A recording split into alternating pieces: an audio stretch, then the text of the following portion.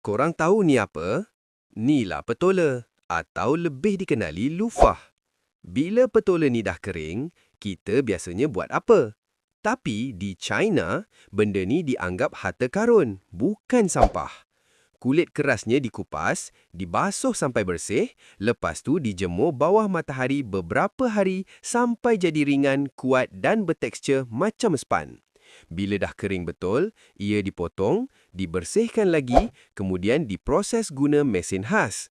Hasilnya, lufah ni boleh jadi tapak selipar, span mandi semula jadi, pencuci pinggan, barang hiasan, malah untuk skrab kulit juga.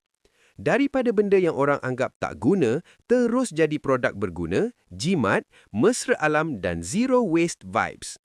Tapi rasa macam pernah beli dulu, buat sental daki kat badan. Korang pernah ke pakai benda ni? Cuba komen. Jangan lupa subscribe dan like untuk next video.